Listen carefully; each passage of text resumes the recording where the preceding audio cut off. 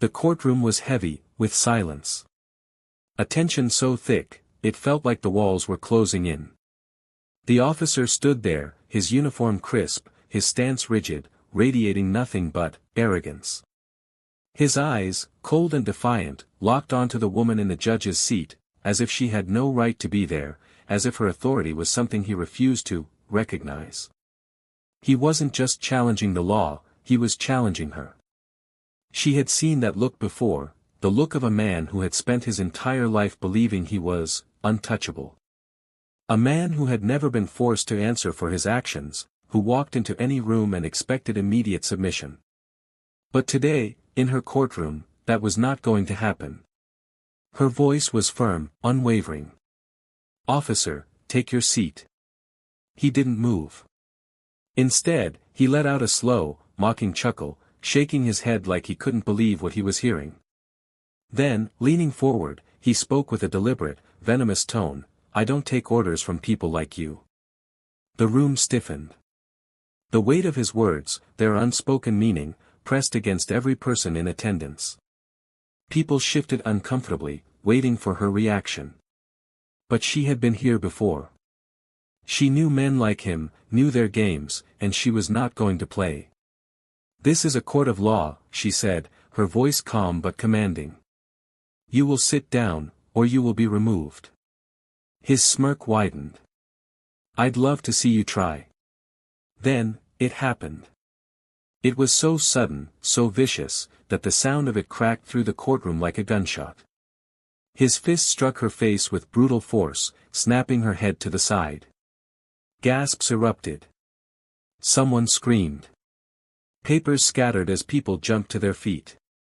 In shock, the officer took a step back, chest heaving as if he had just done something completely justified, as if he had just corrected some sort of mistake that the world had made.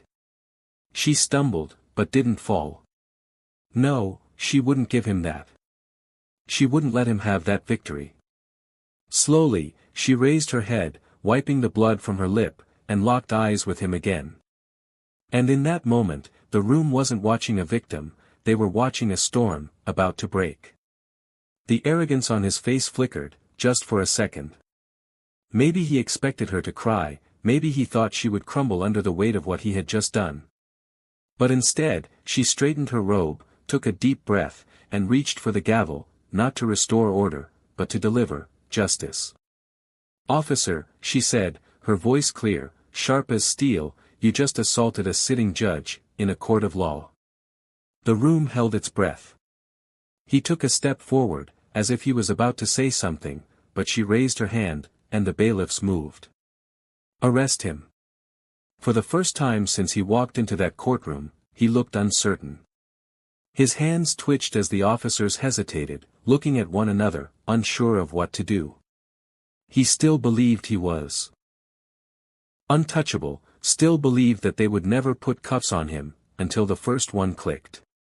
The moment metal locked around his wrist, his face twisted in disbelief. "You can't do this," he hissed, struggling. But the bailiffs held firm. "Do you know who I am?" She took a step closer, looking him in the eye. "No," she said, her voice steady, "but after today, everyone will." And just like that, the balance shifted. But what happens when a man who has never faced consequences finally meets justice? And what happens when the people who always protected him realize they can no longer save him? What happened that day in that courtroom was only the beginning. Because when the truth finally came out, no one was ready for it, and neither will you. Hey family, before we dive into this powerful story, let's be clear about something. Plow of Twist stands firmly against racism, discrimination, and abuse of power. This is a space where we amplify voices, seek justice, and tell stories that matter. To every Black viewer watching, you are powerful, you are valuable, and you deserve respect. No one should ever be mistreated because of the color of their skin. Today's story is a reminder that justice always finds a way. Now sit back and enjoy the ride. And if you haven't already, hit that subscribe button so you never miss a twist. Let's go. The morning light seeped through the towering glass windows of the downtown Atlanta courthouse, painting the polished marble floors with streaks of gold. The hum of conversations, the distant echoes of hurried footsteps, and the rustling of legal documents filled the grand hallways. This was a place where justice was supposed to prevail, a pillar of law, a symbol of order. But for Judge Ian Williams, it was also a battlefield. Ian had spent years climbing the ladder of the judicial system, fighting through the prejudices and doubts thrown her way. She was the youngest black female judge in the city, a title that came with both admiration and resentment.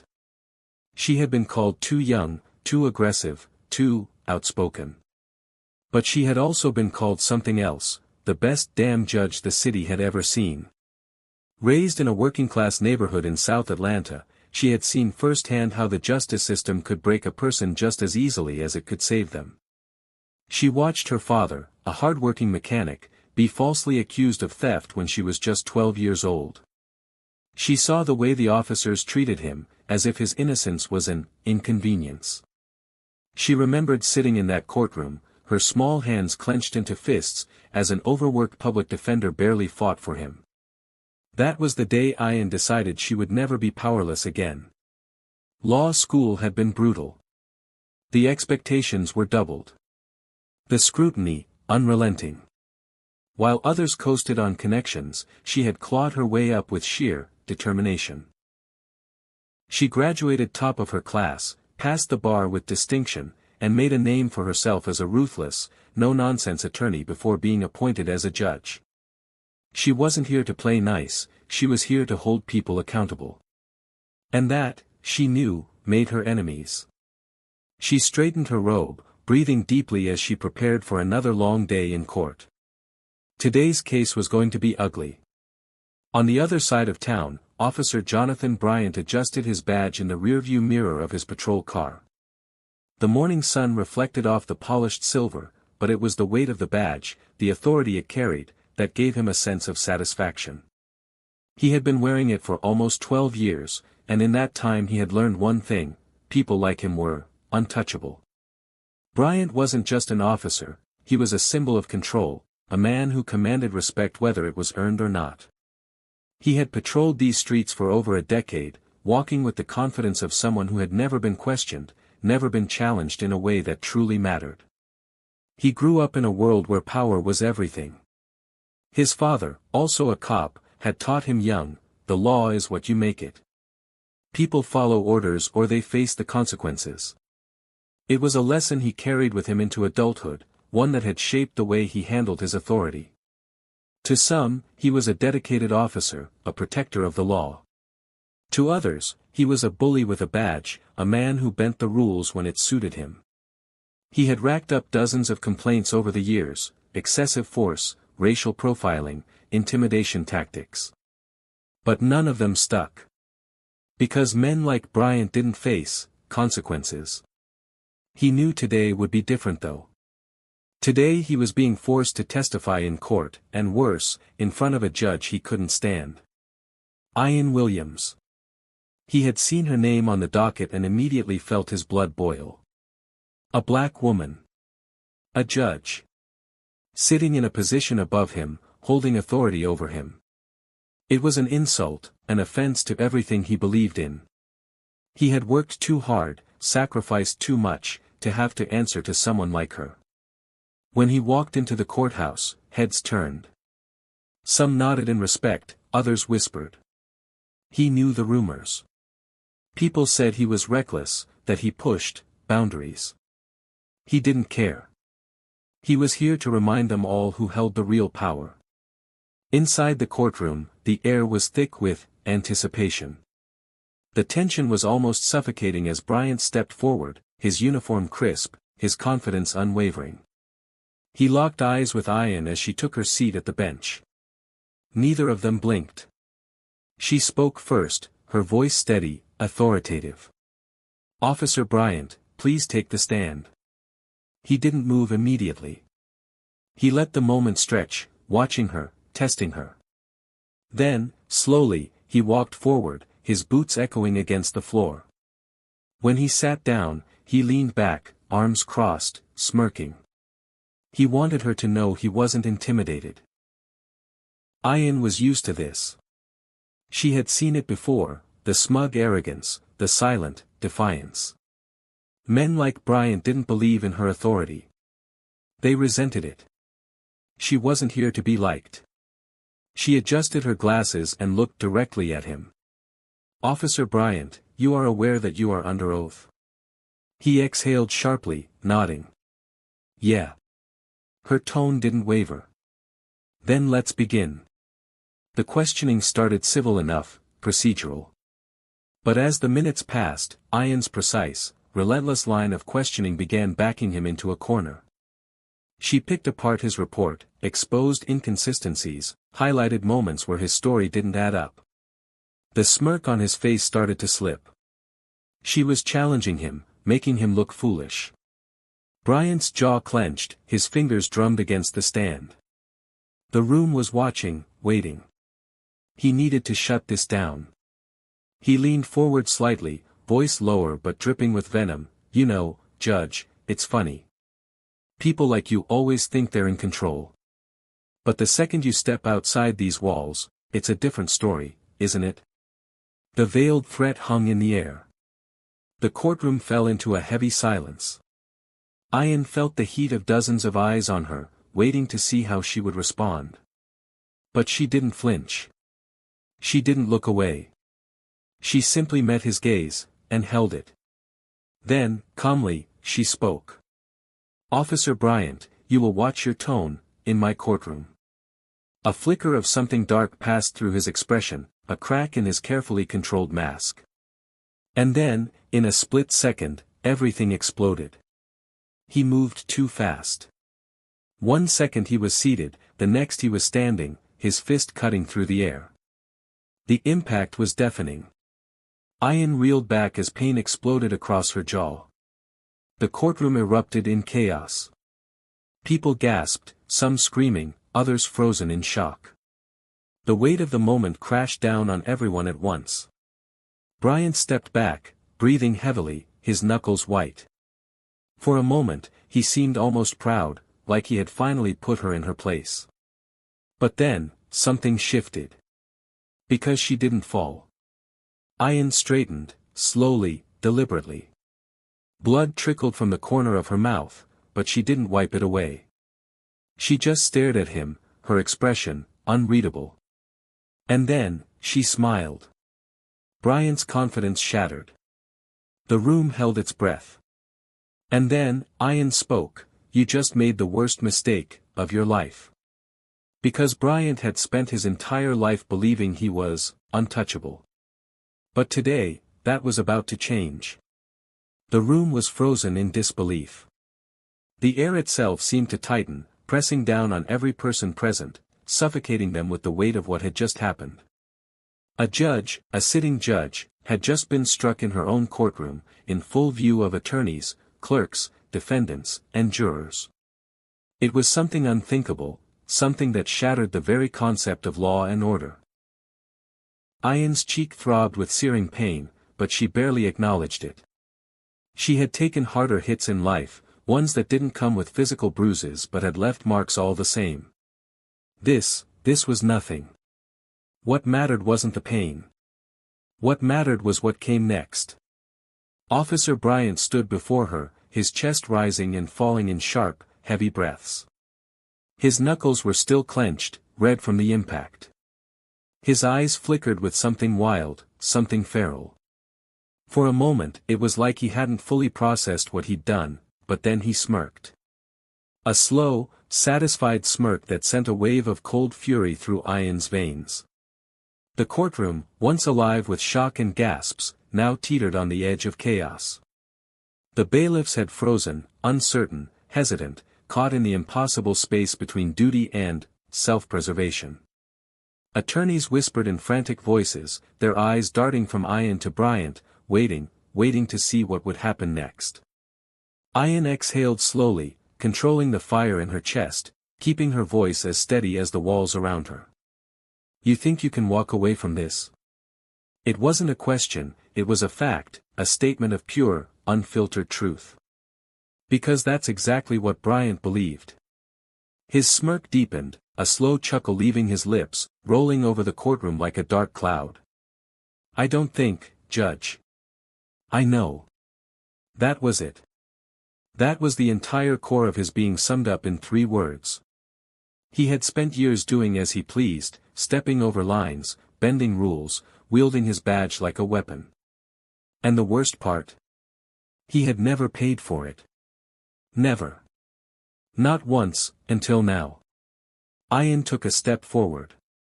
The shift in the air was immediate. The court reporters stopped typing. The attorneys stopped whispering. The bailiffs snapped to attention, finally realizing this wasn't going to end the way it always did. But before she could speak, another voice cut through the silence, a sharp, authoritative voice. Judge Williams. The chief bailiff, a man who had worked alongside her for years, someone she trusted, someone who had always shown her respect, but now there was something else in his tone. A warning. Ian turned her head, her eyes locking onto his. And in that split second, she understood exactly what was happening. He wasn't looking at her. He was looking at them, the other officers in the room. Bryant's fellow brothers in arms, men who were watching this unfold not with horror, not with shock, but with a quiet, simmering tension. Because they were waiting to see if they needed to step in, waiting to see if one of their own was in danger. And that was when it hit her, the realization sharp and precise like a knife's edge. They weren't concerned that Bryant had hit her, they were concerned about what she was going to do about it. For a long moment, Ian didn't speak. She simply took in the weight of it all, absorbing the truth that hung so thick in the air it nearly suffocated. She could feel every gaze on her, burning into her skin, waiting, calculating. She had spent her entire life playing by the rules. The rules had never protected her. The rules had never protected people like her. And Bryant, he knew that. That's why he hit her.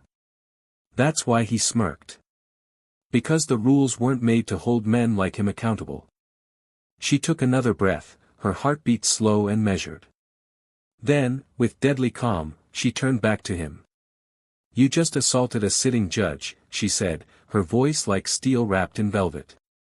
Bryant's expression didn't change. If anything, his smirk grew. And the sheer audacity of the words rang out in the courtroom like a gunshot.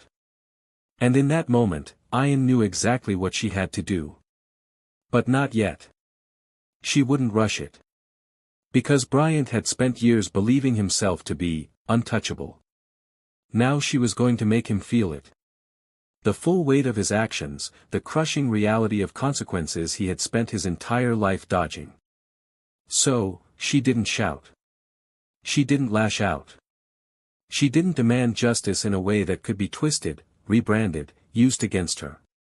She simply looked at the chief bailiff and spoke with chilling clarity. Clear the courtroom. A ripple of confusion spread through the space. Attorneys exchanged glances. Reporters clutched their notes tighter.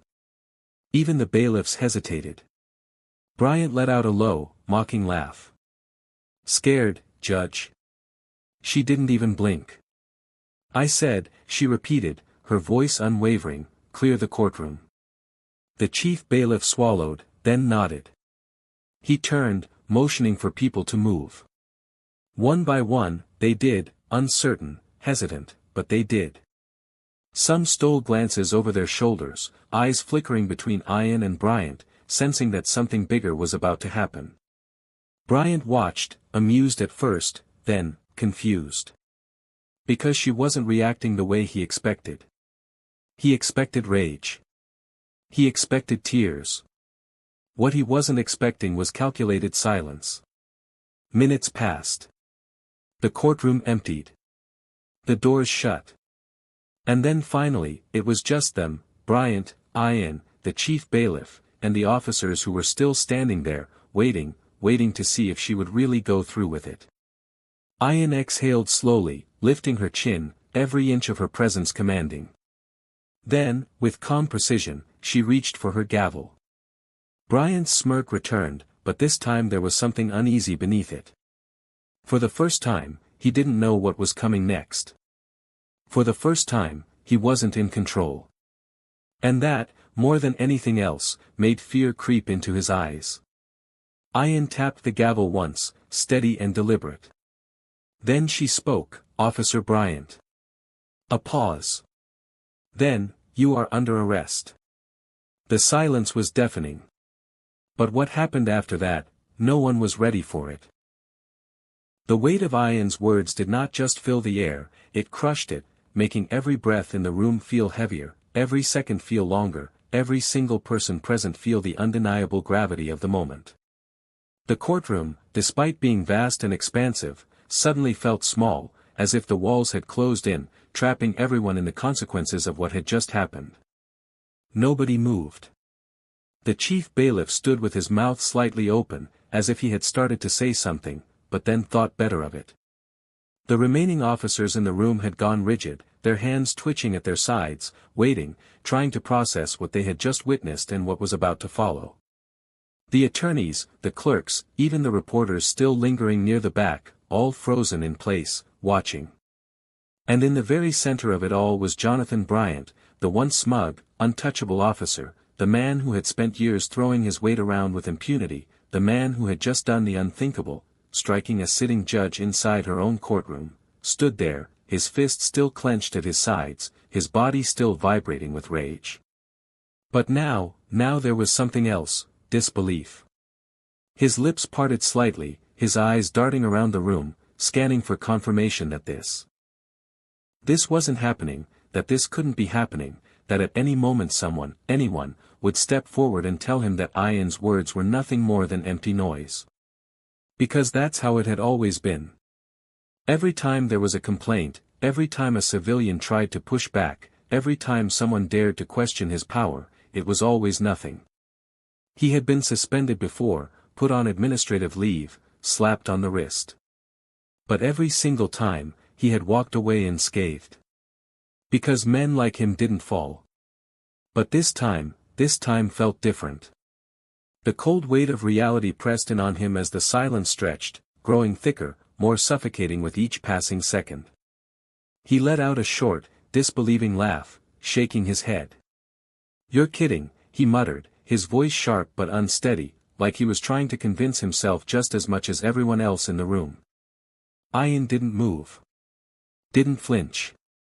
Didn't acknowledge his attempt to downplay what had just happened. She simply stared at him, calm, resolute, waiting.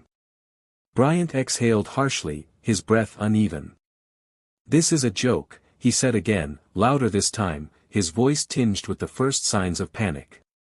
He turned, searching the faces of the other officers, waiting for them to do something. "You can't seriously be going along with this. She's making a scene. She's trying to humiliate me. You all see what this is, right?" Silence. No movement. No answers. The officers, the men who had once stood beside him without question, the ones who had always had his back, were hesitating. And that's when he realized, they weren't sure this time. For the first time in his career, they were second-guessing him. A flicker of something dark crossed his face, something ugly, something that twisted his expression into something even more dangerous. He turned back to Ian, his eyes narrowing. "You think you can do this?" he said, his voice low, sharp, almost warning her. She didn't even blink. "I already did." Bryant's body tensed, his breath hitched just slightly. And Ian saw it. The crack in his composure. He tried to mask it, tried to regain control, but it was too late. The shift had already happened. The chief bailiff took another step forward. The sound of it, just a single step, was like the striking of a match. It sent shock waves through the moment, making everything feel suddenly, devastatingly real. "Officer Bryant," Ian said, her voice steady, authoritative, leaving no room for argument. "You are under arrest for the assault of a sitting judge in a court of law." The word slammed into him.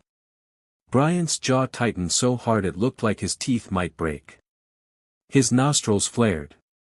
His entire body went rigid as he fought the reality that was caving in around him. His voice was tight when he spoke, barely more than a growl. "You don't know what you're doing." Ian took a step forward. "You assaulted me in front of an entire courtroom. In front of officers.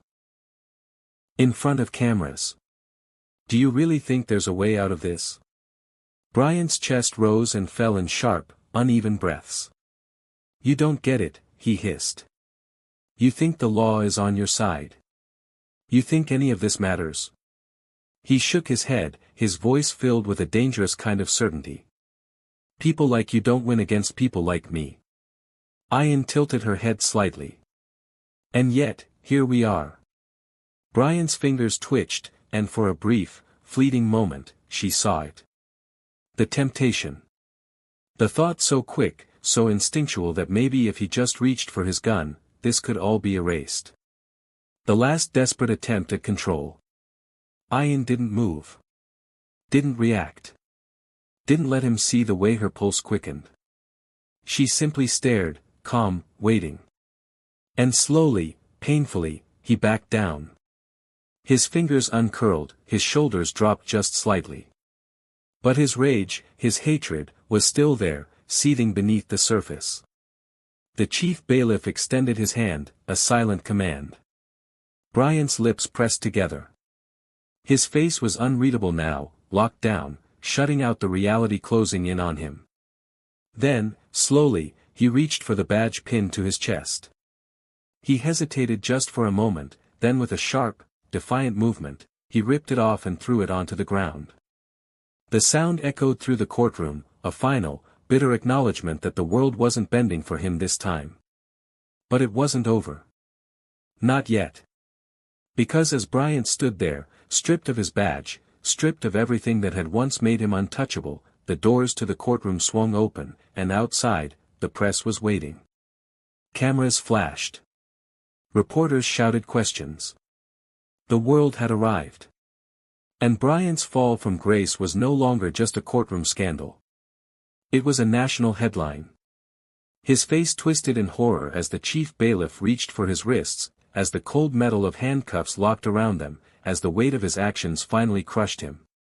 The great, untouchable officer Jonathan Bryant, who had spent his entire life believing he was above the law, was now just another mugshot waiting to happen. And Ian? She didn't celebrate. She didn't smile. She simply watched. Because she had waited years for this moment, and now the world was about to watch him pay for it. The cold steel of the handcuffs snapped shut around Bryant's wrists, the final clink echoing through the silent courtroom. He barely reacted at first. His jaw was tight, his nostrils flared, but his face, his expression, was locked in a state of stunned, immovable, disbelief. His entire world, his very existence, had been built on the idea that this moment could never happen to him, that there would always be a way out, an excuse, a loophole, a favor to call in. But as the press swarmed outside the courtroom doors, as the weight of every flashing camera, every watching eye bore down on him, he realized there was no way out of this. The chief bailiff kept a firm grip on his arm, guiding him toward the door, but Bryant dug his heels in, stopping just short of stepping into the hallway. His breathing was uneven, his fingers twitching at his sides, his mind racing for something, anything, that could reverse this nightmare. Then, finally, he snapped. "This isn't over," he hissed under his breath, just loud enough for Ian to hear. "You think you win? You think they'll let this stand?" His voice was sharp, laced with pure, undiluted rage. His lips curled into a sneer, his body stiff, his chest heaving. "You don't understand how this works, Judge. You never did." Ian stood unmoving, her gaze steady, calm, unreadable. She didn't flinch. Didn't react. Didn't give him anything. And that enraged him even more. "I know people," Bryant continued, his voice dropping into something low and venomous, almost shaking with desperation. "You think the DA's going to let this go? You think the department's just going to sit back and watch one of their own get taken down by a..." He caught himself, but Ian knew exactly what he had been about to say. He did too. The room held the silence between them like a blade poised in midair, waiting to drop. Ian finally spoke, her voice quiet but unshakable. One of their own. She let the words settle, watching as Bryant's throat bobbed, his composure fracturing. And what exactly does that mean, Officer Bryant? He didn't answer, because they both knew what it meant. He had built his entire career on being protected, on being one of them, on knowing that no matter what he did, someone would always be there to clean up his mess, until now. Ian took a slow step forward, closing the space between them just enough that her voice didn't need to rise, just enough that he could feel the weight of her words pressing into him like iron. You walked into this courtroom believing you were untouchable, she said, her tone almost calm, but beneath the surface was something sharper, something dangerous. You struck a sitting judge in front of witnesses, in front of officers, on camera. And you still believe you can walk away from this? She tilted her head slightly, her gaze locked onto his. Tell me, Bryant, what exactly does it feel like to lose? Something inside him snapped. His body jerked forward like he wanted to lunge at her, but the chief bailiff's grip tightened around his arm, yanking him back just as quickly. Bryant's breath was harsh, his pulse pounding, his chest rising and falling like he was trying to contain something explosive inside him. You don't get to do this to me, he spat, his voice breaking the thin thread of control he had left, snapping apart. You think you're different? You think you matter? You're just another name they'll forget, another headline, another dash. Ian took another step forward. But this time, Bryant took a step back. He didn't even realize he had done it. The movement was instinctive, like he was afraid, like for the first time in his life, he was the one being cornered. And the realization, the weight of it, hit him all at once. Because that's what this was. He wasn't in control anymore. He wasn't the one holding the power. He wasn't the one people feared. He was just a man in handcuffs, a criminal. And the whole world was about to see him that way. Ian didn't gloat. She didn't smirk. She didn't let herself revel in the moment. Not because she didn't want to, but because this wasn't about her. This was about justice. The doors swung open. The first blinding flashes of cameras filled the room. Bryant tensed, his breath hitching as the noise, the shouting, the relentless storm of reporters erupted into the hallway. Officer Bryant, do you have a statement? Judge Williams, how do you feel about the arrest? Bryant, is it true you have a history of excessive force? The questions pummeled him from all sides, their voices overlapping, relentless, merciless. And then, the final blow. Somewhere in the crowd, an intern for one of the major networks had just uploaded the footage, the unedited, raw footage of Bryant striking Ian inside the courtroom. And within seconds, it was everywhere. On every screen, every phone, every television. Millions of eyes watching, judging, reacting. And in real time, Bryant watched his own destruction unfold. The DA's office issued a statement within minutes, condemning his actions. The mayor's office distanced itself immediately. The department, his own department, released a statement saying the matter would be investigated. But there was something cold about it, something that made it clear they weren't going to save him this time. And for the first time in his life, Bryant felt what it was like to be on the other side of the system he had spent years abusing. He felt the helplessness, the isolation, the realization that power wasn't permanent, that untouchable men could fall. He had spent years believing himself to be above consequence. And now the world was watching him pay for it. Ian stood at the top of the courthouse steps, watching as Bryant was shoved into the back of a squad car, his head ducked, his expression, unreadable. Maybe, for a moment, just a second, she expected him to say something, a final word, a final act of defiance. But he didn't. Because what was there left to say? The car door slammed shut, and just like that, it was over. Or at least it should have been. But what happens when a man who spent his entire life believing he's invincible finally breaks? And what happens when the people who once protected him turn against him? Because Bryant wasn't going down quietly. And the fight wasn't over, not yet. The aftermath was immediate. The video of Bryant's arrest had already exploded across every platform. News outlets dissected every frame. Political analysts debated the deeper implications. And social media was an inferno of outrage, satisfaction, and division. The image of a once untouchable officer handcuffed, dragged out of the very institution he thought would protect him was etched into the nation's consciousness. But justice was never clean. As Ayan stepped back inside the courthouse, the weight of it all pressed against her. The cameras, the reporters, the noise, it was still happening, still unfolding in ways no one could predict. Inside the halls of power, decisions were being made behind closed doors. Phones were ringing. Emails were being sent. And people in high places were calculating their next move. Because this wasn't just about Bryant. This was about what he represented.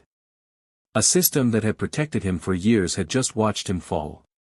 And now it had a choice, cut him loose, or risk going down with him. The first sign of trouble came an hour later.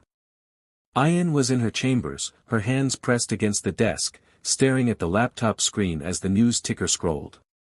Bryant's lawyer had just given a statement. And it wasn't an apology. Officer Bryant was unjustly arrested in a moment of heightened emotion. What we saw today was a miscarriage of justice, driven by politics and personal vendettas. We will be pursuing every legal avenue to see that Officer Bryant's rights are upheld. She clenched her jaw. They were playing the game. Twisting the narrative. Reframing the truth. Painting him as the victim. The headlines followed almost instantly. Officer Bryant speaks out, I was targeted. Is this justice or a public execution? Police union responds to Bryant arrest, calls for investigation into Judge Williams. Her phone vibrated. A text. Then another. Then a flood of them. Friends, colleagues, legal advisors. Some of them were supportive. Some were worried. But one message stood out. It was short, blunt, they're coming for you. A slow exhale. She had known this would happen. She had known from the moment she gave the order. From the moment Bryant's wrists were locked in steel. From the second she saw the fear in his eyes. Men like him didn't accept consequences. They fought them. And they had an entire system at their disposal. The next morning, the retaliation began. A formal review was launched into her conduct. Anonymous sources suddenly leaked claims that she had acted emotionally, that she had been biased, that she had overstepped her authority. The police union demanded an investigation. The mayor's office issued a carefully worded statement about ensuring a fair and just process. The governor, silent. But she wasn't naive. She knew what was happening. They weren't just trying to save Bryant. They were trying to punish her for challenging the system. Bryant may have been the one in cuffs, but the real battle was just beginning. And this wasn't about guilt or innocence anymore. This was about power. She sat at her desk, fingers steepled, her mind running through every possible outcome, every possible move, every trap they were setting. Then, a knock on her door. She looked up. Her assistant stepped in, eyes filled with something that looked dangerously close to fear. There's someone here to see you. Ayan straightened. Who? A pause. Then quietly, the district attorney. She exhaled slowly, setting down the pen she hadn't realized she was gripping too hard. It was starting. She stood, adjusting her robe, schooling her expression into something unreadable. Then, without another word, she stepped out of her office and into the storm that awaited her. The DA was waiting in the conference room, arms crossed, an unreadable expression on his face. He was a politician first, a lawyer second. Every move he made was calculated, every word designed for optics. And right now, he wasn't here as an ally. Ian, he greeted, his tone clipped, professional, but cold. We have a problem. She didn't bother sitting down. No. Bryant has a problem, she corrected, her voice firm. I executed the law. If that's inconvenient for some people, that's not my concern. A muscle in his jaw twitched. This is bigger than him now, he said. Do you understand what's happening? The department is circling the wagons. They're already spinning this. The police union is threatening a walkout if this case isn't handled appropriately. His voice dipped slightly. And there are people in this building who don't like the idea of a judge going to war with law enforcement. She didn't even blink. I'm not at war with law enforcement. I'm holding a criminal accountable. Silence stretched between them. Then finally, he sighed, pinching the bridge of his nose. They're coming for you, he admitted. They want to push for your recusal. If they can build enough doubt, if they can make it seem like this was personal, they can force you off the case. Ah. So that was the play. If they couldn't erase what Bryant had done, they would erase her. She exhaled through her nose, letting the thought settle, letting the weight of it press against her ribs. Then finally, she smiled. It wasn't warm. It wasn't kind. It was knowing. I'm not stepping down, she said simply. The DA's gaze hardened. You might not have a choice now. Now she did sit down, folding her hands in front of her. Let them come. His jaw tensed. This isn't a game, Ian. She held his gaze. No. It's a reckoning. Another silence. Then finally, he stood. I'll do what I can, he said, his tone lower now, almost reluctant. But you need to be careful. She watched as he turned, as he walked out, as the door clicked shut behind him. And then, for the first time, she let herself feel it. Not fear. Not regret. But, certainty.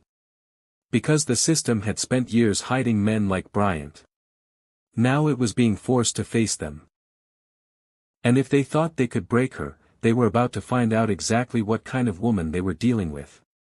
The weight of everything was pressing in from all sides. But Ian had learned a long time ago how to carry burdens that weren't meant to be fair. The corridors of the courthouse were quieter now, but that silence was deceiving. Outside, the world was on fire, divided into those who celebrated Bryant's downfall and those who saw it as an attack on the entire system. And she was at the center of it. Her office felt smaller than usual. The light filtering through the blinds cast long shadows across her desk. And her phone, still vibrating every few minutes with more messages, sat untouched. She already knew what they were going to say.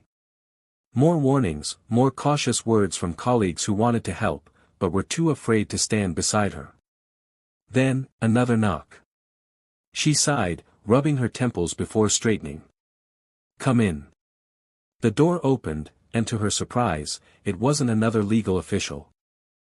It was Detective Marcus Hall, a black man, a veteran on the force, someone she had seen over the years handling cases in her courtroom with a quiet but firm presence. Unlike Bryant, Marcus never carried himself like he was above the law, and yet, standing there in the doorway, even he looked conflicted. She gestured to the chair. He hesitated, then finally he stepped inside and shut the door. For a moment, he didn't speak, just studied her as if searching for something. Then, he let out a slow breath and sat down. They're not going to let this go, he said finally, his voice low. Ian leaned back in her chair. I know. Marcus exhaled, rubbing a hand over his face. You don't get it. Bryant isn't just some officer who messed up. He's one of them. He was protected. He was made in their image, and you shattered that. Ian's fingers tapped against her desk. Are you here to warn me, or to tell me to back down? His eyes locked onto hers. I'm here to tell you that I've been in this department for 22 years, and I've seen how this works. The department will distance itself from him publicly, they have to, but behind the scenes, they're already trying to make sure this never happens again. Ian narrowed her gaze. By making an example out of me? He nodded. By making you the problem. She exhaled slowly. So, what happens now? Marcus shook his head, his jaw tight. They're pushing for internal investigations on you, questioning every case you've ever ruled on involving law enforcement, trying to find something, anything, to discredit you. She wasn't surprised, but what he said next did surprise her. They're also trying to get to the jury. Ian's posture straightened. The jury isn't even selected yet. Marcus leaned forward slightly. Exactly. They're making calls, having quiet conversations. They're trying to make sure Bryant gets a jury that'll see him as the victim. The anger flared inside her chest, but she kept it contained, kept her face calm. So, they're rigging the system in his favor, again. Marcus nodded. Ian let the thought settle, feeling the weight of it press against her ribs. The system was doing what it always did, bending itself backward to protect its own, even when the truth was undeniable. But they weren't just protecting Bryant. They were protecting themselves, because if he could fall, then the illusion cracked. And if the illusion cracked, the whole damn system might crumble. She took a slow breath, leveling her gaze at Marcus. Why are you telling me this? Marcus held her stare for a long moment. Then, finally, he sighed, shaking his head. Because I'm tired, he admitted, his voice quieter now. I'm tired of watching good people get buried so bad men can keep their power. I'm tired of pretending I don't see it. And maybe I should have said something sooner. Maybe I should have fought harder before it got to this point, but I can't change the past. What I can do is make sure you know exactly what's coming, Ian. Ian studied him carefully. Then, she nodded. Thank you. He scoffed slightly. Don't thank me yet. I can't stop this. I can't even slow it down. All I can do is warn you. Her lips pressed together. She knew what that meant. Marcus was a good man, but even he had limits, because at the end of the day, he still wore the badge, and she couldn't trust that when the time came, he wouldn't choose the institution over the truth. So, she did the only thing she could, she prepared for war. The next 48 hours were a whirlwind of tension. The DA's office kept their distance, careful not to appear too involved. The governor finally issued a vague statement about trusting the judicial process. The police department, they doubled down. Press leaks started pouring out, painting Bryant as a devoted officer who had a moment of weakness. Some outlets called Ian overzealous. Others questioned her temperament. And then came the threats, anonymous emails, voicemails, messages telling her to back down before it was too late. None of it scared her. It only made her angrier. But the real turning point, the moment where she knew this was about to spiral into something even bigger, it happened late at night. She was leaving the courthouse, exhausted, drained, her mind buzzing with every possible next move. She stepped into the dimly lit parking lot, her heels clicking against the pavement, and then she felt it, that sensation, the one that prickles at the back of your neck when you're being watched. She slowed, scanning her surroundings. Then, just barely, she caught the movement, a black car parked across the street. The driver's window was rolled down just enough to see the faint glow of a cigarette, watching, waiting. She didn't react, didn't give them the satisfaction of knowing they had rattled her. She simply unlocked her car, slid inside, and drove away. But the message was clear, they weren't just trying to destroy her career. They were testing how far she was willing to go. She gripped the steering wheel tighter. She had spent her entire life fighting for justice, and now she was fighting for something even bigger, because this wasn't just about her. It was about everyone who had ever been told to stay silent. And if they thought they could scare her into submission, they were about to find out exactly how wrong they were. The hum of the city outside was distant, muffled by the thick courthouse walls, but inside, the tension was suffocating. Ian sat at her desk, staring at the documents spread out before her. The weight of them, of everything, was crushing, but she refused to let it show. Every paper, every motion filed against her, every carefully crafted smear campaign designed to make her the villain, it was all part of the same strategy: discredit her, dismantle her, erase her. She exhaled slowly, pressing her fingertips to her temples. The press was eating it up. Some reporters painted her as a hero. Others framed her as a judge who had let her emotions interfere with justice. There were whispers, too loud to ignore, about how this wasn't really about Bryant anymore, it was about power. The system was making an example out of her, and it was working. There was a knock at her door, sharp, precise. She didn't need to look up to know who it was. She already recognized the energy of the man standing on the other side. "Come in," she said, her voice controlled. The door opened, and District Attorney Thomas Grayson stepped inside. He was wearing his usual pristine suit, the kind that cost more than most people made in a month, his expression carefully crafted into something neutral, calculated.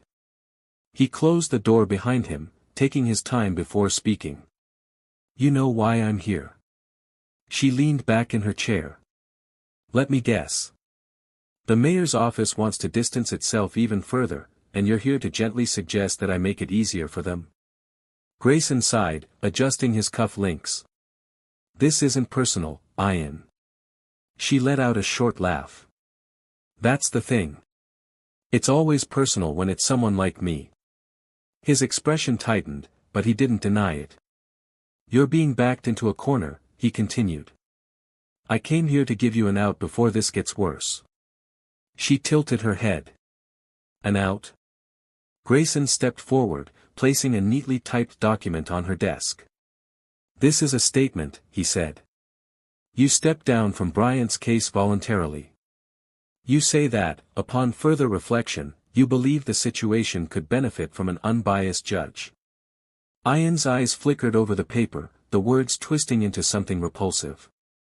"I see," she murmured, lifting her gaze back to his. "And in return?"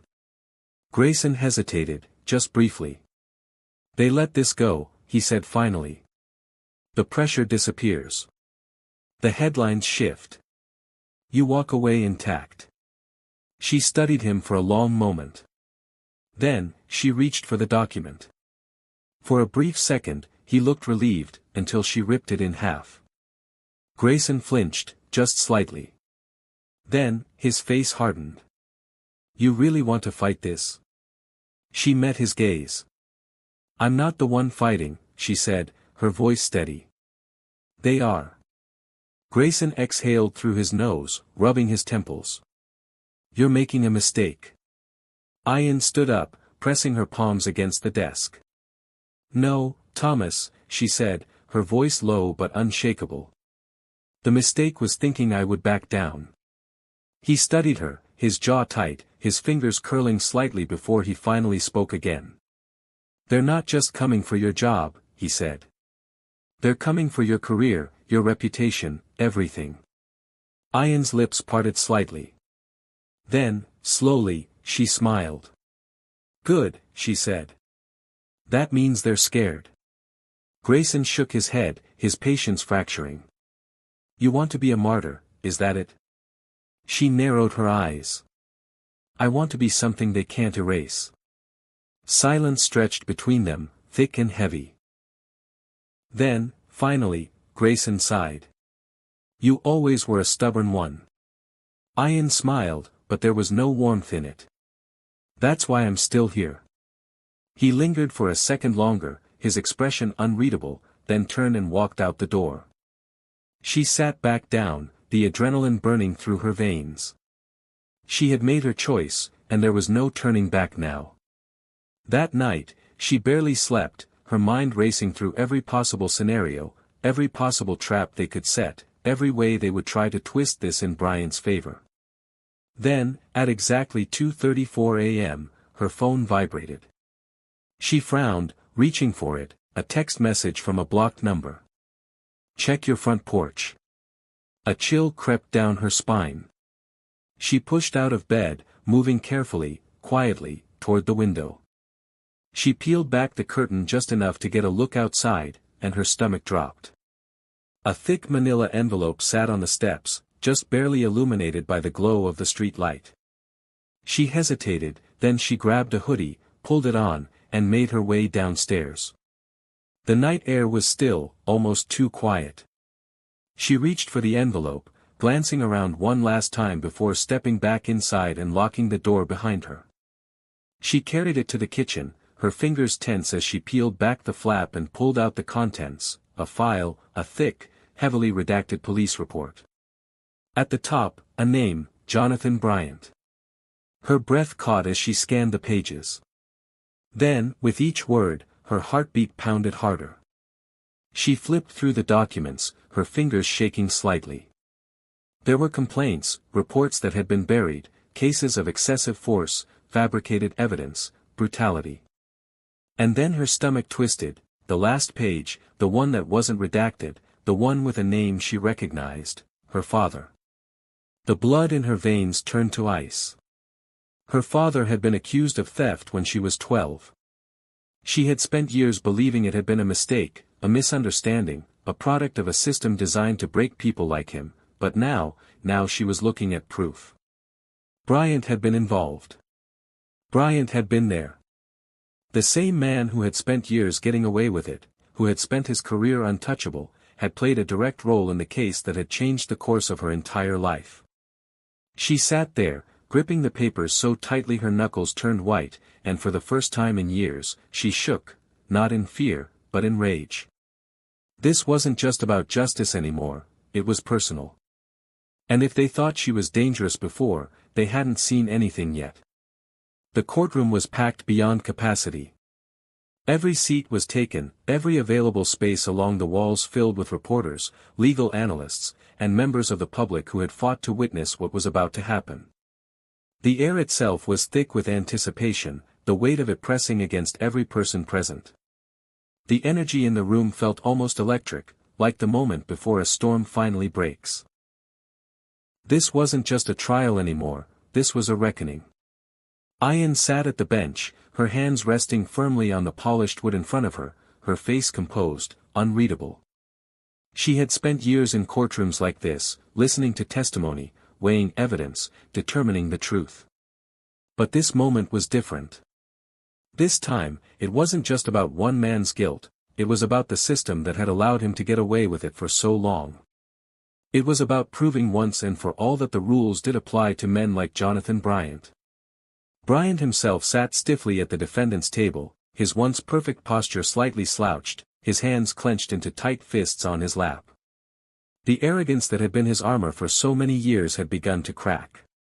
His face was pale, his jaw tight, his eyes darting toward the jury every few seconds, as if he could will them into seeing him the way he had always seen himself, untouchable. But the reality was setting in. He had lost control. He had spent his entire life holding the power, holding the badge, holding the ability to decide whose lives would be ruined and whose would remain untouched. But now he was just another defendant.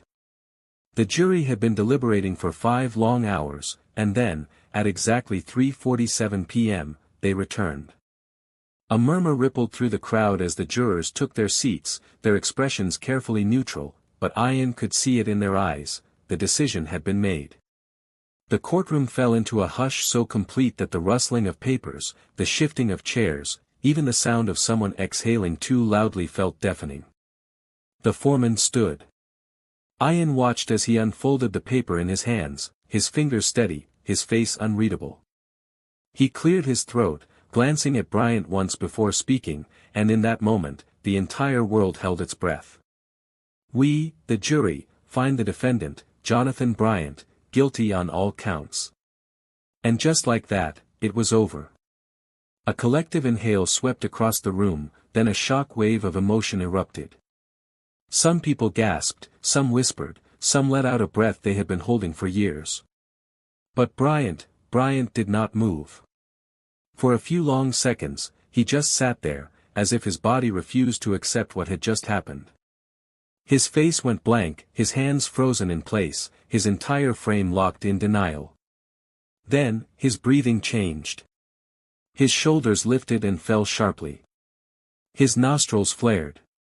His jaw clenched so tightly it looked like he was trying to physically hold himself together. The chief bailiff stepped forward, but Bryant did not stand. It was as if his body had shut down, as if he still believed that any moment now, someone, anyone, would step in and tell him that none of this was real. "Jonathan Bryant, please rise," the judge ordered. For a second, he didn't. Then, slowly, like a man walking toward his own execution, Bryant forced himself to his feet. His hands, which had once gripped his badge, his gun, his power, now hung limply at his sides. His sentence was read aloud: 15 years, no parole for the first 10, no special accommodations, no shortcuts. For the first time in his life, Jonathan Bryant was truly powerless.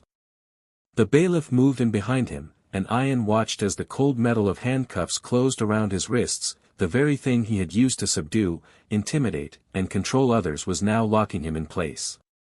The cameras flashed, catching every second, every twitch of his jaw, every flicker of fear in his eyes. He turned his head slightly, and for the briefest moment, his eyes met Ian's. And she saw it, the realization. He had lost, and he would never get his power back. The gavel came down one last time, sealing his fate. Bryant was led through the side exit, disappearing from sight. And just like that, the man who had spent years believing he was above the law was now under its full weight. Outside, the world was waiting. The moment Ian stepped out onto the courthouse steps, the scene erupted. Reporters were shouting questions. Protesters and supporters were chanting. News vans lined the streets. Cameras turned toward her. The entire country had been watching this trial unfold, waiting to see if justice would be real this time. She didn't speak. She didn't need to. Because today, justice had spoken for itself. Let's take a moment to really think about what just happened. This wasn't just about Jonathan Bryant. This wasn't just about a single officer finally facing consequences. This was about a system that had allowed him to exist unchecked for years. How many complaints had been ignored? How many victims had been silenced? How many times had he been allowed to walk away because the rules were never meant to apply to him? Bryant didn't just believe he was untouchable, he was made that way. But power is not permanent, and when the right people stand up, when the right people refuse to be silenced, even the most protected men can fall. But here's the real question: how many more are still out there? How many Bryants are still walking free, still wielding their power, still bending the system in their favor? This case might be closed, but the fight is not over. Now I want to hear from you. Was justice really served, or is this just one victory in a much bigger war? Drop your thoughts in the comments. Let's talk about it. And if this story made you feel something, if it made you think, if it made you angry, if it made you realize just how deep this goes, then don't stop here. Subscribe to Tales of Twist, because this is just the beginning. On a frigid winter night in Chicago, amidst a dark and deserted alley, Michael, a dedicated police officer, discovers two twin girls rummaging through a trash can for food. This heartbreaking scene not only leaves him stunned, but also sets him on a challenging and emotional journey. From battling societal prejudices to conflicts with his fiancée, Michael faces the biggest question of all: does he have the capability and strength to save these innocent children who need him more than anyone else? His small action in that fateful moment opens up an inspiring story, a journey that forever changes the lives of 3 people. Don't miss the touching and dramatic details as Michael steps into a role he never imagined, becoming the reluctant father of 2 girls who were once forgotten by the world. Follow this inspiring story, and don't forget to subscribe to our channel so we can share more meaningful stories like this. We'd love to know where you're watching from, so please share in the comments. That night, Michael finished his late shift at the Chicago Police Department. It was the coldest part of winter, with biting winds cutting through his skin, seeping through every layer of his clothing. He chose to walk home, partly to relax after a stressful day and partly to enjoy the rare quiet of the city.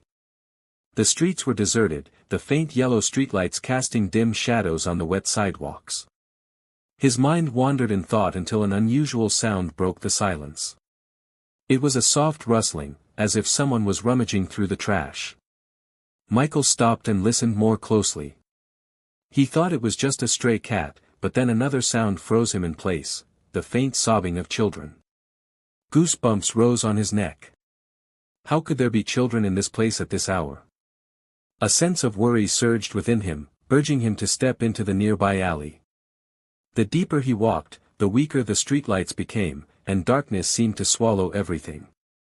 But then, under the dim yellow light, Michael saw a sight that made his heart tighten. 2 twin girls, about 5 or 6 years old, were kneeling beside a large trash can. One girl, the older one, was hunched over, searching through the garbage. The other stood back, her wide eyes alert, clutching a torn cloth tightly in her hand. Both were emaciated, their faces gaunt, and their eyes filled with exhaustion, as if they were used to living in constant caution and hunger. Their clothes were tattered and dirty, their bare feet muddy and red from the cold. Their naturally curly hair was greasy and tangled, as if they hadn't been cared for in days. Michael stopped, not daring to approach immediately. He didn't want to scare the girls. In the dim light, he saw the older girl holding a moldy piece of bread from the trash can, bringing it to her nose to smell. Looking closer, he realized both girls were thin, their faces hollow, and their eyes full of fatigue, as if they were accustomed to living with caution and hunger. Slowly, Michael sat down, trying to keep his voice as gentle as possible. "Hey, kids. I'm a police officer. You don't need to be afraid. I just want to help."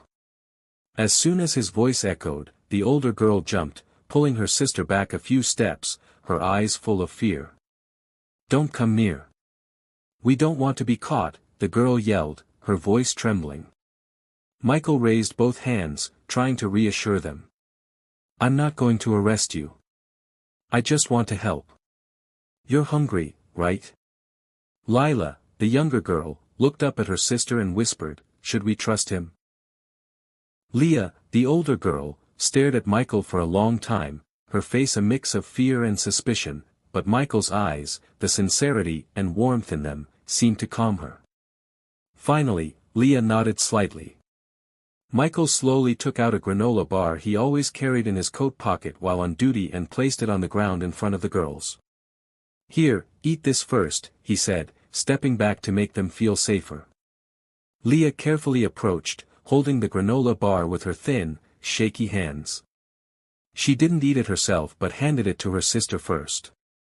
Lila quickly broke off a small piece and chewed it voraciously. Leah remained standing, her eyes still wary as she looked at Michael, but now she was less afraid. "I can take you to a safe place," Michael said, trying to keep his voice as gentle as possible. "You don't have to stay here anymore." Leah looked at him, hesitation evident on her small face. "Officer, where will you take us?" Michael knelt down, keeping his eyes at eye level with the girl. "To a place where you don't have to worry about food or the cold. I promise." Suddenly, Lila spoke up softly, almost whispering, "We don't want to go back to the orphanage." Her words stabbed Michael's heart. He didn't know what these children had been through, but it was clear they had lived in fear and hurt. Without hesitation, Michael called for an ambulance. While waiting for the vehicle to arrive, he brought the girls into his patrol car to keep them warm. Michael took off his coat and draped it over the shivering girls. Leah glanced up, her tiny voice barely audible. "Thank you, officer." Michael smiled, feeling a strange surge within him, a connection, a strong urge to protect. When the ambulance arrived, Michael sat with the girls on the way to the hospital. He held Leah's small hand, feeling the coldness and weakness in it. He whispered, "I won't let anyone hurt you anymore. I promise." Both Leah and Lila didn't say anything, just looked at him, their eyes seeming to hold a glimmer of hope. On the way, Michael realized this wasn't just a case to be handled for the night. Deep down, he knew his life was about to change forever. The ambulance sped through Chicago's quiet streets, red and blue lights sweeping across the empty road. Michael sat in the back seat between the two girls who were shivering from the cold. Leah sat close to the window, still holding tightly to the coat he had placed over her shoulders. Lila, the younger one, curled up next to Michael, her small hands clutching his as if he was the only support in her shattered world. Michael leaned down, his voice gentle but firm. "It's okay. You'll be all right. I'm here." Leah looked up at him, her large brown eyes still wary. She didn't say anything, but his presence seemed to ease her tension. Lila whispered softly, almost like a breath, "We won't go back to the streets, right?" The question pierced Michael's heart. He knew that behind her words was a deep fear, a fear that no child should ever have. "I promise," he said, his eyes filled with determination. "No one will hurt you anymore." When they arrived at the hospital, the medical team was ready to receive them. The girls were quickly taken to the emergency room, and Michael followed closely behind. He looked around, never taking his eyes off Leah and Lila, his heart filled with constant worry. Both girls were placed on hospital beds, and the nurse's movements seemed to glide slowly before him. A doctor approached him, holding a chart. "The girls are in very weak condition," he said, his voice both serious and empathetic. "The older girl is severely malnourished and dehydrated. The younger one is no better, and she has some external wounds, possibly from scratches or bruises." Michael nodded, trying to keep his voice calm. "They'll be okay, right?" "We'll do everything we can," the doctor replied, "but it's clear they've been living in extremely poor conditions for a long time. Luckily, you found them in time, otherwise I can't guarantee the outcome." Those words left Michael speechless. The image of the two girls kneeling by the trash can, searching for food like ghosts, kept resurfacing in his mind. He looked through the glass into the examination room where Leah and Lila were being checked. They looked so small and fragile that he couldn't imagine how they had survived. A while later, a nurse invited Michael into the room. Leah was sitting on the bed, leaning against it, her eyes still wary but no longer as tense as before. She looked at Michael as he entered, saying nothing, just watching his every step.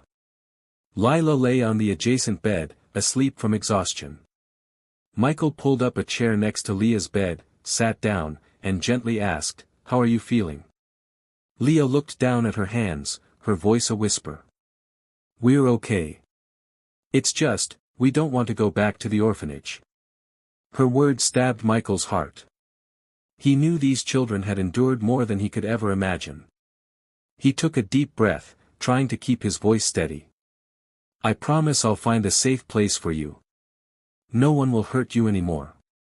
Leah looked up at him, her eyes full of doubt mixed with hope. "You promise?" she asked, her voice trembling. "I promise," Michael affirmed, his eyes unwavering. Leah didn't say anything more, but she nodded slightly. Michael could see that, even if just a little, she was starting to trust him. That night, Michael didn't leave the hospital. He sat beside Leah's bed, his eyes never leaving her, while Lila slept soundly. Michael noticed Leah couldn't sleep. She lay still, her eyes wide open, staring at the ceiling, her gaze filled with worries that no child her age should ever have. "Are you okay, Leah?" Michael asked softly, leaning down to look at her. Leah shook her head, her voice barely a whisper. We don't want to bother you. If you take us, we'll be good. We won't cause trouble." Michael was stunned by her words. He couldn't imagine that, at her age, Leah had to think of herself as a burden. He took her hand, feeling her small, cold, trembling hands in his. "Leah, you and Lila are not a burden," he said, his voice filled with emotion. "I want to help you because you deserve to be helped. You're not bothering anyone." For the first time, Michael saw tears in Leah's eyes. She didn't cry loudly, just let the tears quietly flow down her thin cheeks. Michael gently wiped them away, feeling a deeper urge within him than ever before. All night, Michael stayed by the girls' beds. He sat there, watching Lila's steady breathing and Leah's small movements. He didn't know what awaited him, but he understood one thing clearly: his life had changed forever. The next morning, when Leah opened her eyes, she saw Michael still sitting there. He gave her a gentle smile, his eyes full of kindness. For the first time, Leah smiled back. It was a very small smile, but to Michael it was like the first rays of sunshine after a long storm. The next morning, Michael left the hospital feeling heavy-hearted. The cold wind cut through his layers of clothing, but he barely noticed. In his mind were the images of Leah and Lila, two small, fragile girls completely dependent on his protection. He knew his life had changed forever from the moment he heard their cries in that dark alley. On his way home, Michael stopped at a familiar coffee shop. He needed time to think, to find answers to the big question in his heart: what would he do next? Ordering a black coffee, he sat near the window, his hands wrapped around the hot cup, eyes fixed on the sparse traffic outside, but his mind wasn't there. He thought about Leah and Lila, the weariness in Leah's eyes, how she constantly protected her sister, and Lila's shy yet hopeful gaze. He took out his phone, hesitated for a moment, and then called Monica, his fiancée. Monica was the woman he loved and planned to marry next year. They had discussed their future, buying a house, building a family, and living a stable life. Michael believed she would understand and support him in this decision. Monica answered after a few rings, her voice still sleepy. "Michael, where are you? I thought you'd be home by last night." Michael slowly explained. He recounted the story from the beginning, finding the two girls in the trash can, taking them to the hospital, sitting by their beds all night, listening to the fears and hurts they had endured. He felt the silence on the other end, and when he finished, Monica didn't say anything for a long moment. "I know this hurts you," Monica finally said, "but you did the right thing. You took them to the hospital. The doctors and social workers will handle the rest." Michael leaned back in his chair, closing his eyes. He knew Monica was right in some ways, but deep inside, it wasn't enough. "Monica," he said, his voice lowering, "I think I want to adopt them." Those words hit like a bomb, shattering the quiet atmosphere between them. Monica took a deep breath. "What did you just say?" she asked, her voice lost. "I want to adopt Leah and Lila," Michael repeated, this time clearer and more resolute. "They have no one else. I can't let them go back to the streets or be sent to the orphanage." "Michael," Monica said, her voice turning icy, "do you know what you're saying? These are strangers you just met last night. We're not ready to be parents, let alone adopt." "I know it sounds crazy," Michael replied, trying to keep his voice calm, "but I feel a connection with them, Monica. I can't explain it, but I know I have to do this." Monica laughed, but the laugh was cold and bitter. "A connection, Michael? This isn't a movie. This is real life. Do you know how complicated and expensive adopting a child is? Not to mention we already have our plans. We were going to buy a house, get married, and build our own family. Do you want to throw it all away just for two girls you met last night?" Michael sat in silence. He understood Monica was worried, but she couldn't feel what he was feeling. "Monica, I'm not throwing anything away, but Leah and Lila have no one else.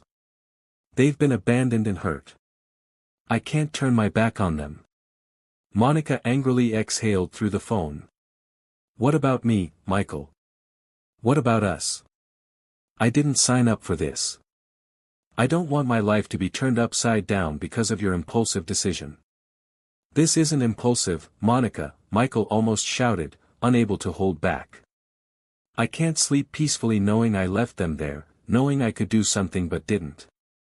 "Michael," Monica said, her voice cold and sharp, "I'm not sure I can be with someone who always thinks about others more than us." Her words stabbed straight into his heart. Then, there was a long silence. Monica said nothing more, and Michael didn't know what to say. Finally, Monica sighed softly. "I need time," she said. "I'll call you back later." Then she hung up. Michael sat there, feeling an emptiness envelop him. He knew Monica was angry, and perhaps she wouldn't change her mind, but deep down, he also knew he had made his decision. He couldn't abandon Leah and Lila, no matter the cost. In the afternoon, Michael returned to the hospital. As he entered the room, he saw Leah and Lila sitting on the bed, playing with an old teddy bear that Nurse Carla had given them. Leah turned around when she saw him, a light smile appearing on her face. "You're back," she said, her voice filled with surprise and a hint of relief. Michael sat down beside the bed, looking at the sisters. "I promised," he said. "I'm not going anywhere." Michael slowly explained. He recounted the story from the beginning, finding the two girls in the trash can, taking them to the hospital, sitting by their beds all night, listening to the fears and hurts they had endured. He felt the silence on the other end, and when he finished, Monica didn't say anything for a long moment. "I know this hurts you," Monica finally said, "but you did the right thing. You took them to the hospital. The doctors and social workers will handle the rest." Michael leaned back in his chair, closing his eyes. He knew Monica was right in some ways, but deep inside, it wasn't enough. "Monica," he said, his voice lowering, "I think I want to adopt them." Those words hit like a bomb, shattering the quiet atmosphere between them. Monica took a deep breath. "What did you just say?" she asked, her voice lost. "I want to adopt Leah and Lila," Michael repeated, this time clearer and more resolute. "They have no one else. I can't let them go back to the streets or be sent to the orphanage." "Michael," Monica said, her voice turning icy, "do you know what you're saying? These are strangers you just met last night. We're not ready to be parents, let alone adopt."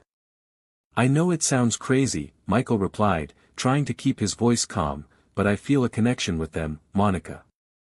I can't explain it, but I know I have to do this." Monica laughed, but the laugh was cold and bitter. "A connection, Michael? This isn't a movie. This is real life. Do you know how complicated and expensive adopting a child is? Not to mention we already have our plans. We were going to buy a house, get married, and build our own family. Do you want to throw it all away just for two girls you met last night?" Michael sat in silence. He understood Monica was worried, but she couldn't feel what he was feeling. "Monica, I'm not throwing anything away, but Leah and Lila have no one else. They've been abandoned and hurt. I can't turn my back on them." Monica angrily exhaled through the phone. "What about me, Michael? What about us? I didn't sign up for this. I don't want my life to be turned upside down because of your impulsive decision." "This isn't impulsive, Monica," Michael almost shouted, unable to hold back.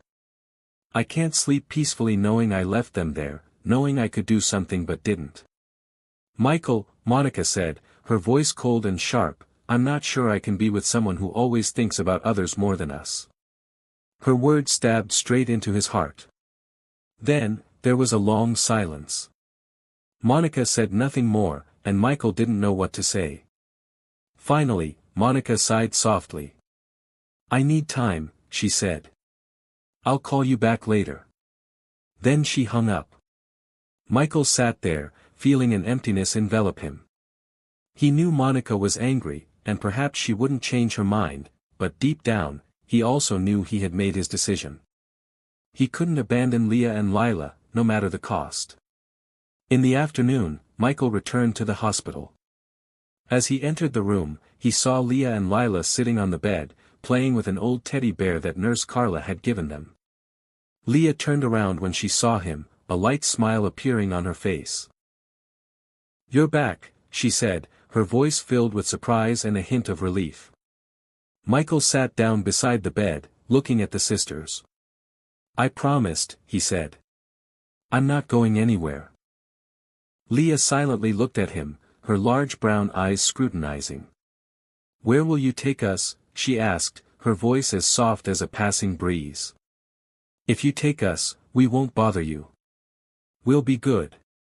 Michael leaned down, his eyes gentle. "You'll never bother me, Leah," he said, his voice warm. "You deserve to be loved and protected. I want you to know that." For the first time, Leah genuinely smiled. She nodded, and in that moment, Michael knew he would fight to the end to protect Leah and Lila. He didn't know what difficulties awaited him, Monica, the legal system, or even objections from others, but he was ready to face them, because now he wasn't just a police officer.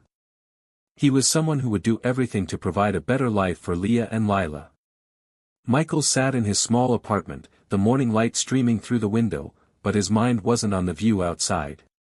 He had just returned from the hospital after a long night beside Leah and Lila, and now his head was filled with thoughts. How could he carry out the decision he had made? The adoption process for two girls was not simple, and he knew that, but deep in his heart he had no other choice. Leah and Lila needed him, and he needed them.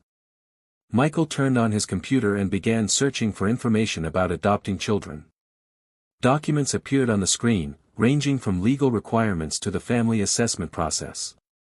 He carefully took notes on each step and condition, from proving financial stability to attending psychological counseling sessions. Every step felt like a mountain to climb, but Michael remained undeterred.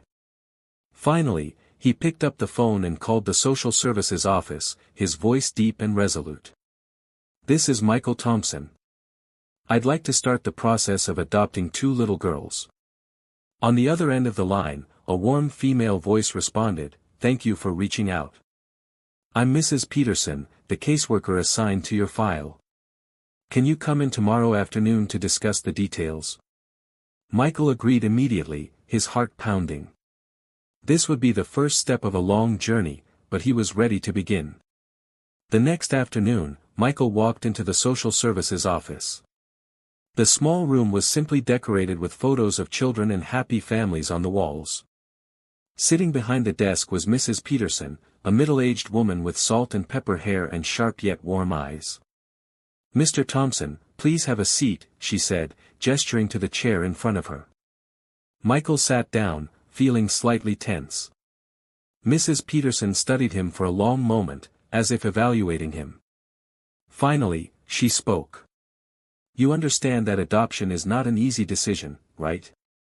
Especially in your case." "Yes, I do," Michael replied, his voice steady, "but I've thought it through carefully. Leah and Lila have no one else. I can't let them go back into the system where no one truly cares about them. Adoption isn't just about saving children, Mr. Thompson, it's a lifelong commitment. You'll need to prove that you have the financial means, time, and a stable environment to raise these two girls. You'll also need to attend psychological counseling and undergo a family assessment. Your job as a police officer will be scrutinized closely because it's a dangerous profession with irregular hours. Have you considered all of these factors?" Michael took a deep breath, looking directly at Mrs. Peterson. "I understand what I'm up against, and I'm ready to do whatever it takes. Leah and Lila have suffered enough.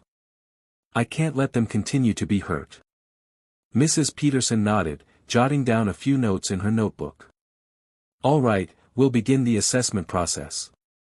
You'll need to complete all the paperwork, attend interviews, and prepare your home. Additionally, we require you to attend parenting classes. This won't be an easy path, but if you're serious, we'll support you." Michael nodded. "I'll do everything." In the following days, Michael dove into the adoption process with determination.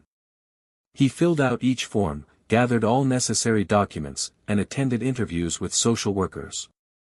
Each time, he spoke about why he wanted to adopt Leah and Lila, about the connection he felt from the moment he first met them. One day, after returning from a counseling session, Michael received a call from the hospital. On the other end was Carla, the nurse in charge of Leah and Lila.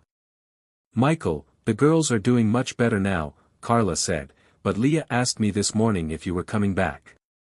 I think you should come as soon as possible." Michael felt his heart tighten. He hurriedly drove to the hospital. When he entered the room, Leah was sitting on the bed, clutching the teddy bear Carla had given her. Lila was sitting on the adjacent bed, playing with a colored pencil. When she saw him, Leah looked up, her eyes brightening a bit. "Uncle is back," the girl said, her voice filled with surprise mixed with relief. Michael smiled and sat down beside the bed. "I promised, remember? I'm not going anywhere." Leah remained silent for a moment, watching him intently. "Do you really want to keep us, Uncle?" she asked, her voice small but clear. Michael took her hand, his eyes gentle yet firm.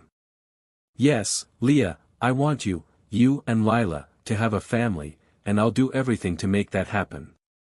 Leah didn't say anything else, but she nodded softly, and for the first time, a genuine smile appeared on her small face. As Michael continued the adoption process, he also faced challenges from society. At the police station, rumors began to spread. One afternoon, as he entered the break room, he heard two colleagues, Daniel and Harris, talking.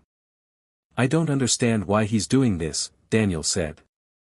"Adopting two kids in his situation, he's just making things harder for himself." Harris added, "Not to mention, they're two black girls. A white police officer adopting black children. Did he think about how others would react?" Michael walked in, his eyes cold as he looked at them. "Do you guys have a problem with me trying to help these two kids?" Daniel stumbled, scratching his head. "No, I was just curious.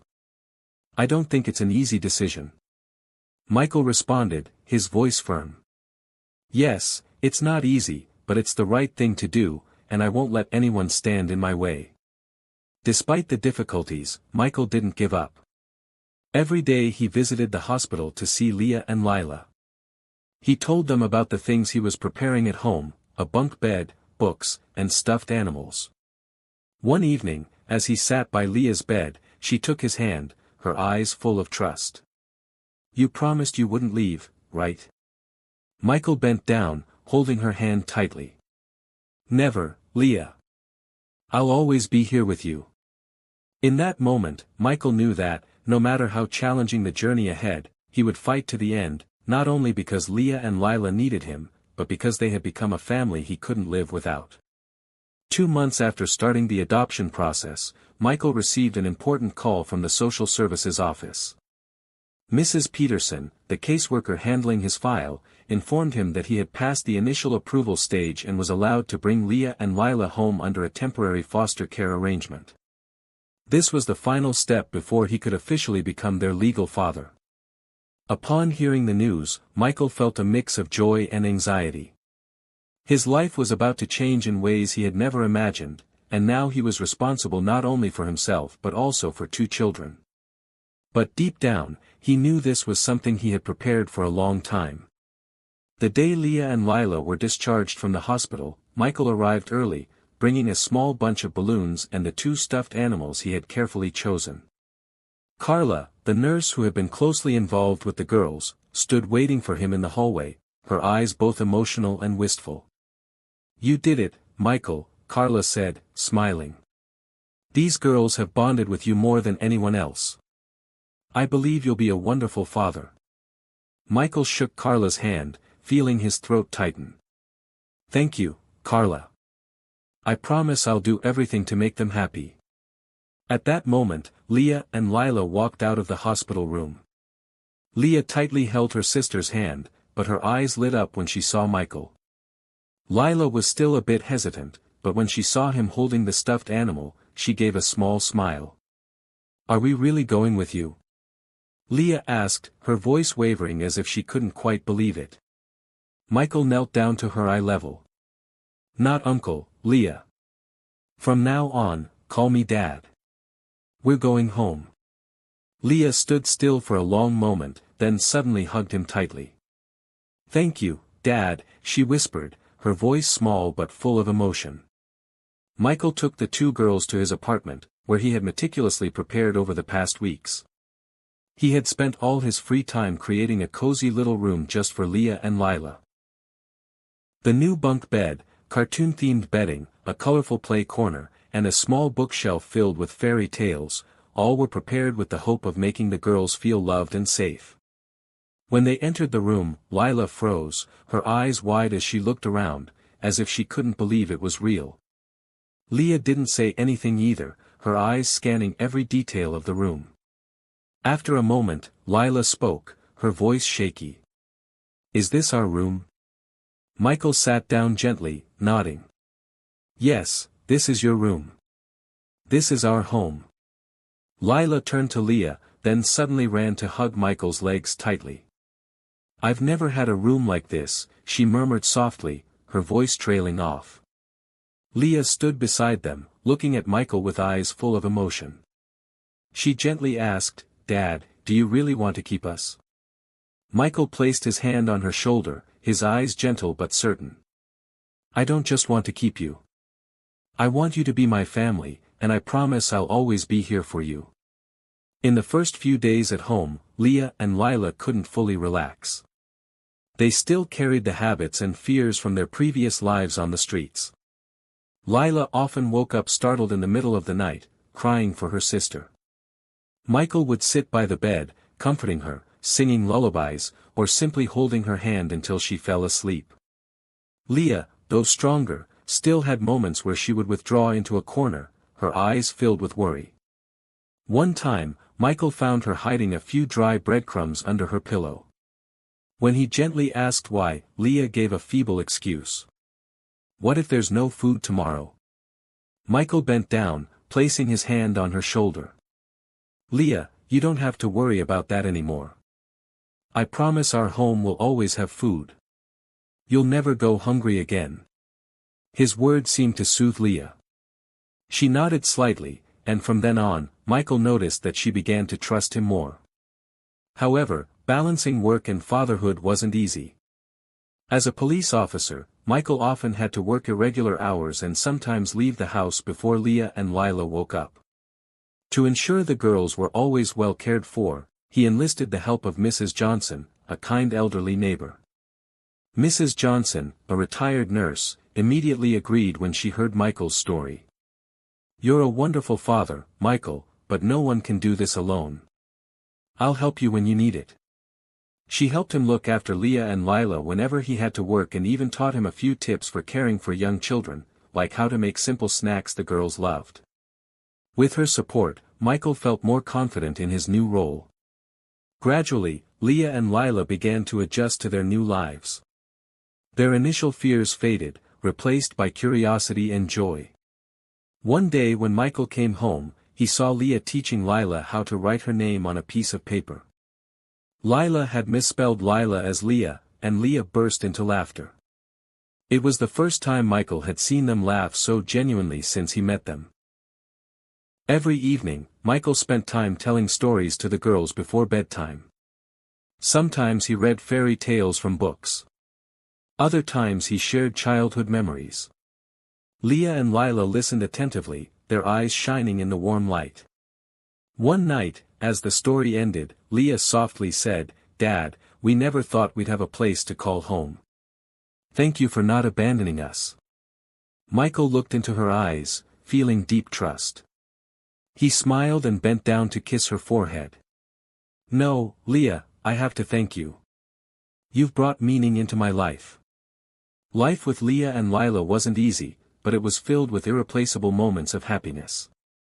Michael realized that his journey was just beginning, but he was ready to face everything, because now, Leah and Lila weren't just his responsibility, they were his family, his life, and his most cherished future.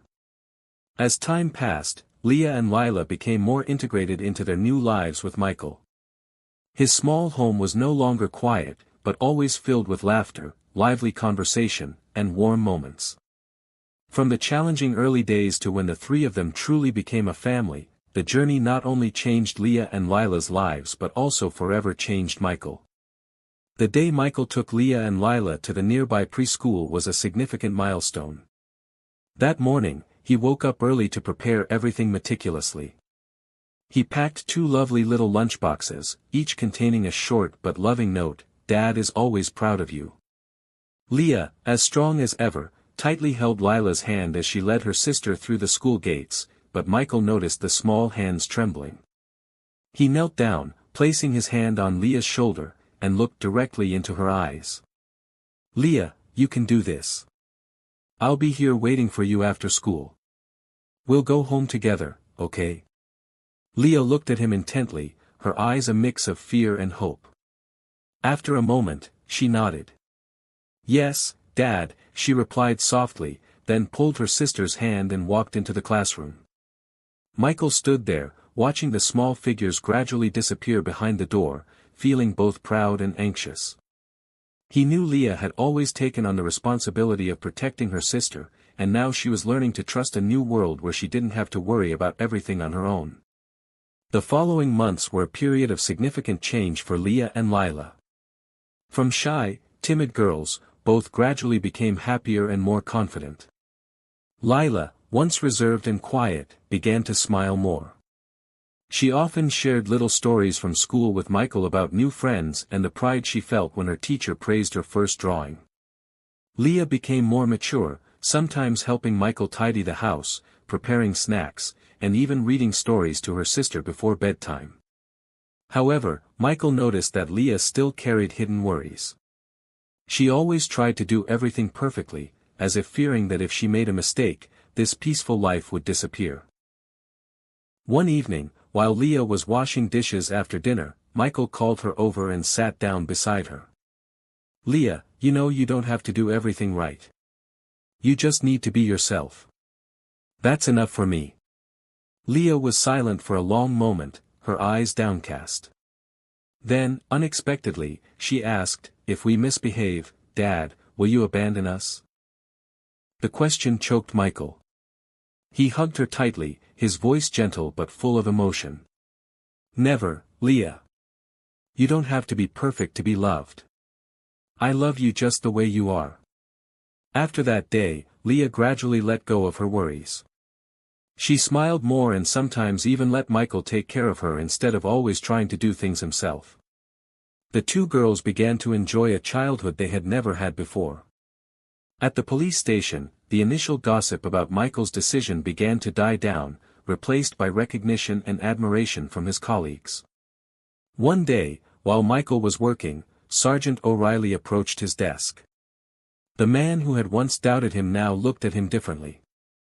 Thompson, he said, his voice still rough but softer, I didn't think you could do it, but now I see you're truly a good father.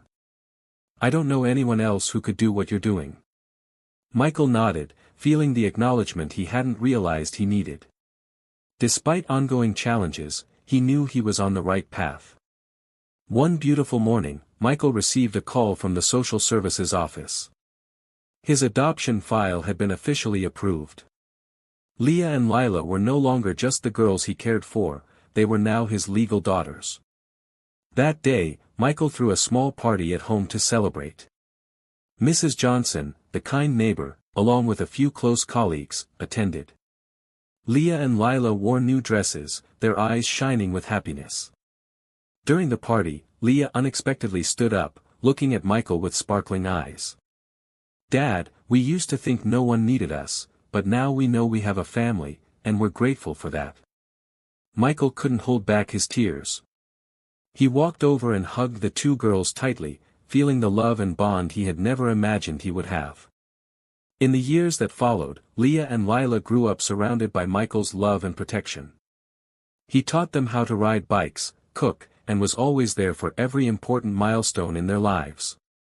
Leah became a strong and determined girl, often playing the lead role in school plays. Lila had an artistic inclination, spending hours drawing colorful pictures. One evening, as the three of them sat on the couch, Leah suddenly asked, Dad, do we tire you out? Michael laughed, pulling both girls closer.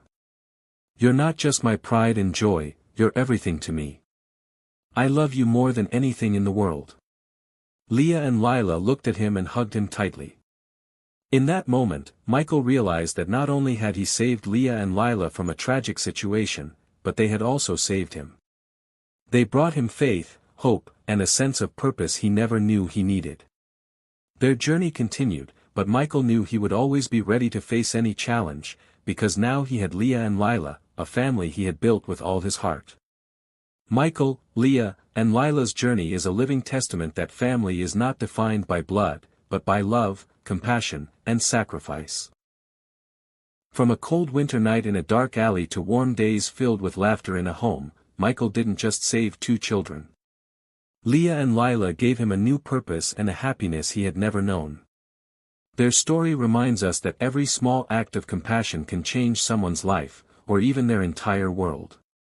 Leah and Lila had once lived in the darkness of neglect, but thanks to Michael's love, they found light, a home, and a brighter future. This journey is not just about adoption or fatherhood, it's a call for us to listen, care, and act when someone needs help.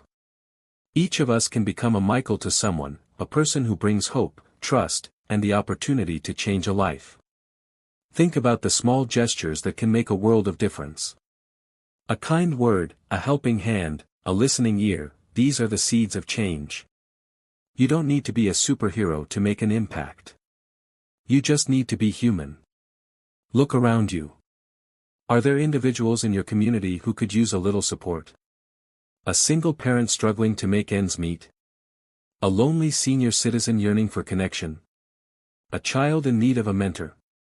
Perhaps you have skills or resources that you could share. Could you volunteer your time at a local charity? Could you donate to a cause you believe in? Could you simply offer a smile and a friendly greeting to someone who seems down? The world needs more compassion, more empathy, and more people willing to step outside of their comfort zones to help others. The ripples of kindness spread further than you can imagine. Michael's decision to open his heart and home to Leah and Lila transformed their lives, but it also enriched his own life in ways he never anticipated. So, let's all commit to being a little more like Michael. Let's be the change we wish to see in the world.